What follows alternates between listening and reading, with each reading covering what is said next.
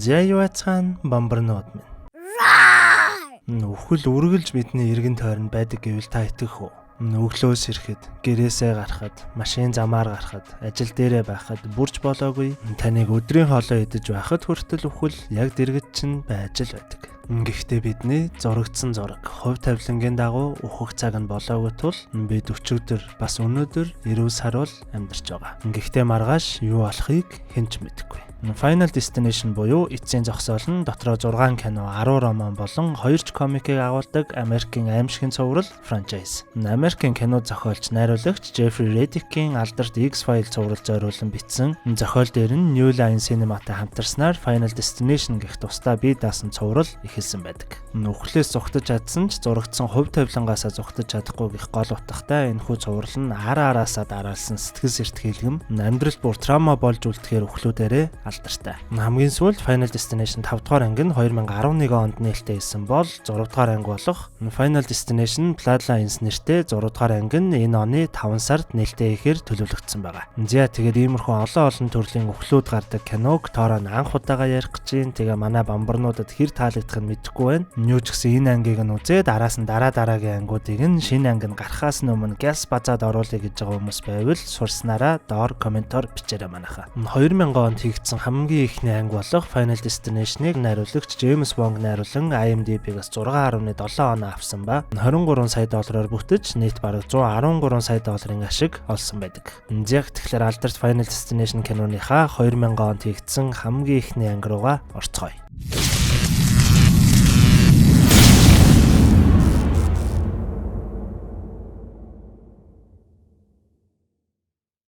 Манай гол дүрийн Алекс нэртэй залуу Франц хэлний ангийнхантайгаа Парис аялах аялдаа бэлдэж байгаагаар кино маань эхэлнэ. Хүүхдүүд ч бүгд бөөн баяр хөөр болчихсон Нью-Йоркийн John F. Kennedy Airport дээр цугларн нэлээд хэдэн багш нар нь хариуцсан явна. Нислэгээ хүлээн суухад манай өнөө дотны найз Тод нэг сайн 0 орж авчгаад нисье. Новоо олон цаг нисэн штэ. Гээд 0-ийн өрөөнд орон суутал John Denver гээд онгоцны ослоор нас барсан уран бүтээлчийн дуу явж сонсогдно. Манай Алекс ч гайхан суухад Парис чиглэлийн 180 дугаар нислэг зорчигчдоо оруулж эхэллээ хэмээн зарснаар манай хоёр ч яран очино. Ягаад ч манай Алекс нэг л зүйл биш байгаа мэт санагдаад л байдаг. Өөрийн суудалтаа очин суухад ангийнх нь хоёр охин суудлаа солих тухай асуухад манай Алекс ч заа гээд л найз Тодынхаа хажууд очиод суудаг. Урд тавиурыг нь хураах гэтэл түгжээн мултарч үүнийг нь мэдэгдэх гэсэн ч хинч тоодоггүй.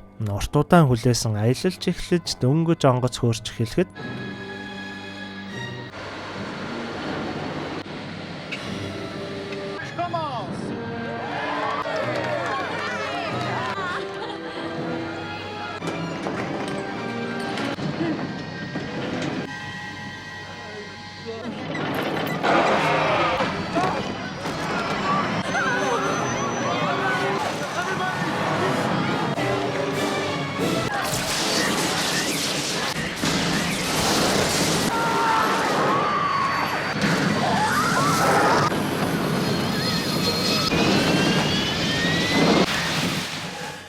химэн гинт бүр хөлөрчихсөн сандран сэрэхэд яг л ижил зүйлс давтагдаж эхэлдэг. Ангийнх нь хоёр охин суудлаа солихыг гуйж найзынхаа хажууд суутал тавиурынх нь түгжээн мултарч байсан тул энэ онгоц осолт нь удахгүй осолт нь намаа гарга гээд л өмөлдөж эхэлдэг. Ангийнх нь нэг ууртай залууч уурлан зохиж аваад тэрүүгээр нэг өмнө болж Алекс болон бусад хэдэн хүн онгоцноос хөөгдөхөд Али Лартер жүжигчнээ тоглосон Claire хэмээх дүр болон найз Тод нь нэг л эргэлзэн сандарч байгаад дагаад буудаг. Онгоцноос үлдсэн хүмүүс нь Алекс, найз Тод, нөгөө дагаад буусан Claire, манай хүнийг цогтөг энэ ууртай гай болох Carter, найз зохинтойгоо болон энэ далдгар Billy гих залуу. Манай Алекс ч би нэрээ харсан яг дэлбэр нь инээтэрэгээ тайлбарлаж Carterтай ахаал зодтолдож байхад онгоц нь хөөрөөд удаачгүй бүүм. Мэдээж энэ авийн хүмүүс бүгд шок. FBI-ийн ирж манай эдийг нэг-нэгээр нь байцааж эхлэх ба удахгүй гэр бүлийнх нь ирэхэд дан ганц Claire-ийн гэр бүлээс хинч байдаггүй. Энэ Claire гих дүр цаашдаа маш их гарах тул хэдүүлээ Шонток, харин энэ Билийг далдгар гээд дуудаа авчихъя.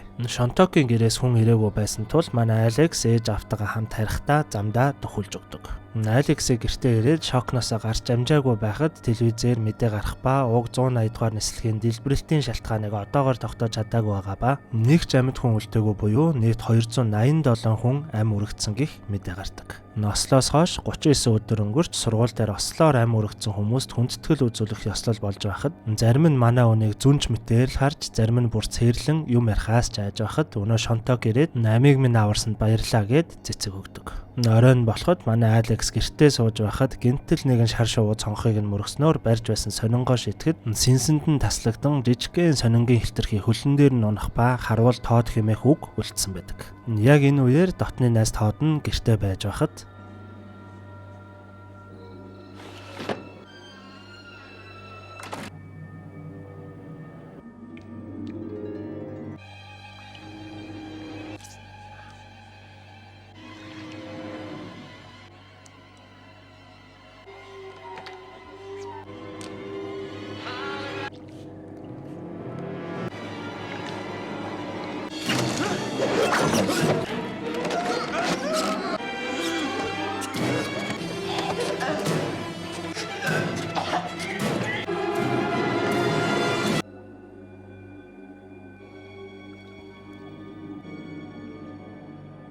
манай Алекс ч сэжиг аван найз Тодынхаа гэрт иртэл хэдийнэ найз нь өнгөрчихсөн бөөн лимлэг цагтаа болчихсон байх юм тэр. Найз Тодынх нь ээж аав нь хүүгээ ослын шокноос гарч чадалгүй аймаа хорлсон л гэж бодож байдаг. Нэг л зүйл биш байгааг анзаарсан манай Алекс маргааш нь сургууль дээр нэг ч үг сольж үзээгүй өнөө шонтогтой очиж уулздаг. Манай хоёр ч Алексийн харсан зөгнөлийг ярин ер нь бид бүгд үхэх ёстой байсан бол яах вэ? Тод зөвхөн эхнийх нь байсан бол яах вэ хэмээн ярилцаж байгаад ер нь Тодын зогц дээр очиж яагаад аймаа хорлсон тухай ядаж олж мэдээ хэмээн явдаг. Цогцос байгаа газар нь нууцаар дөнгөж ортол оршуулгын газрын ажилтан ах орж ирэхэд манай Алекс найзаагаа яагаад амиа хорлсон юм бол эсвэл осол байсан юм болов уу гэхэд энэ ажилтан ах нь энэхүү цувралын хамгийн чухал зүйлсийг нь хэлдэг.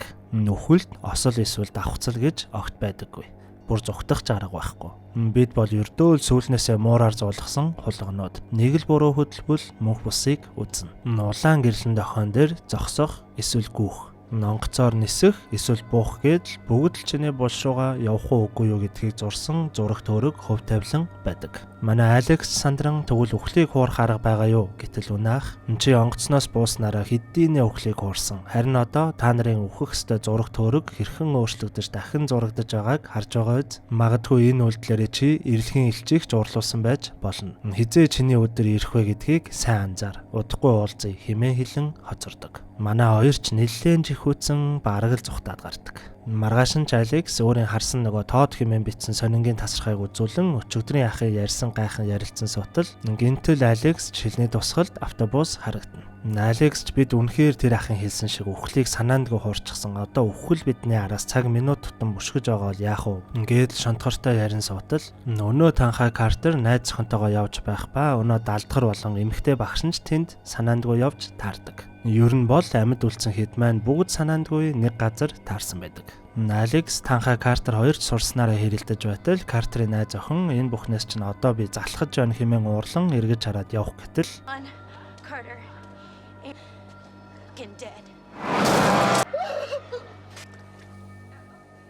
Норон чулж Алексийг гэртээ телевиз үзээд сууж байхад 180 дугаар нислэгийн ослын шалтгааныг тодорхойлсон гэх ба энэ нь онгоцны нэг нь насоос нь нэвдэрч шатамхай шингээ алдснаар энэ цахилгааны холболтоор очин дэлбэрэлт үүсгэсэн гэнэ. Нийнхүү дэлбэрэлт ихэлснээр онгоцны төлсний шахуургын дагуу дэлбэрэлт явагдсанаар онгоцны нэг ханыг онгойтол дэлбэлсэн байдаг. Алекс гайхан суутал дэлбэрэлтийн хамгийн ихний хэсэг нь хамгийн ихэнд өгсөн найз Тодынхын суудал дээр таарч байсан тул телевиз дээрээ цаас тавин дэлбэрэлтийн дарааллын дагуу зурхад Тод Картерийн найз охин гээд яг л дараалал нь харагддаг. Зургийн дагуу харвал дараагийн өнхөн хүн нь амьд үлдсэн багш нь болж таардаг. Манай Алекс ч багштай санаа зовон гэрийнх нь гадуур эргэлдэн машиныхан бүрэн бүтэн байдлыг шалхан явтал багш нь айн цагдаа дуудаад өгөөд явуулчихдаг. Цагдаагийн хэлцээр Алекс өөрөө олж мэдсэн зүйлээ тайлбарлан хэлэхэд нөгөөдүүл нь ч нэг л итгэж өгөхгүй байж байгаад Алексийг явуулдаг. Алекс ч яаран багшийнхаа гэрлөө явах ба энэ үед багш нь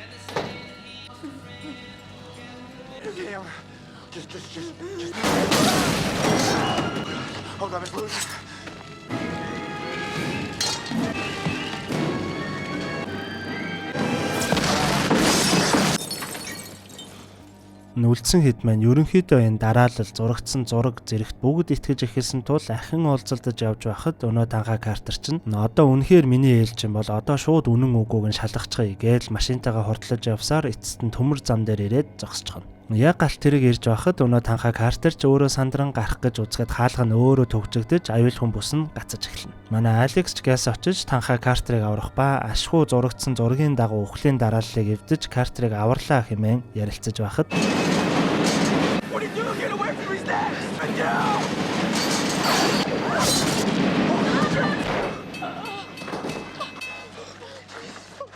мэдээж манай Алексийг багшийнхан нөхөлтэй холбож өнөө цагдаа нар хөөж эхэлсэн тул манай Шонток Алексийг өөрийн аавын байшинд аваачиж нуудаг. Дарааллын дагуу одоо Алексийн өөрийнх нь үхэх ээлж тул манай Алекс хамаг эмээг нь боож баглаад аюулгүй байдлаа их л сахих ба гинтэл онгоцонд байхдаа ангийнх нь хоёр охин асууснаар суудлаас хойсноо санах ба одоо өөрийнх нь ээлж бус Шонтокийн ээлж гэдгийг ойлгож авна. Нийнхүү Шонтокийн гэрлүү яаран гарах үед цагдаа нар ч Алексийг олон ирэх ба шууд л зүхтаад умхамгүй Шонтокийн руу явдаг. Энэ үеэр Шонток одоо өөрийнх нь ээлж гэдгийг мэдлгүй гэртээ байж байхад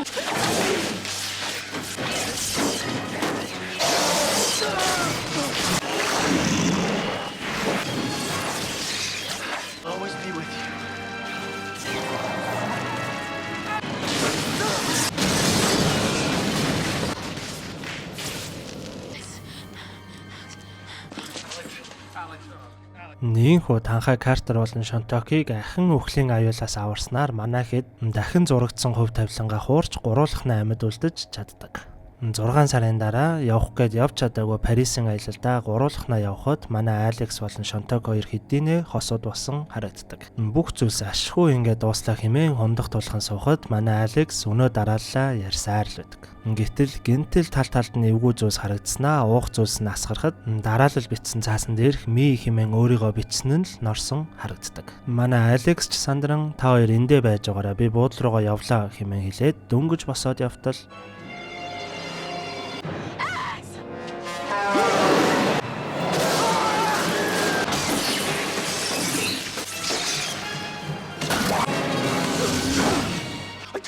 Next.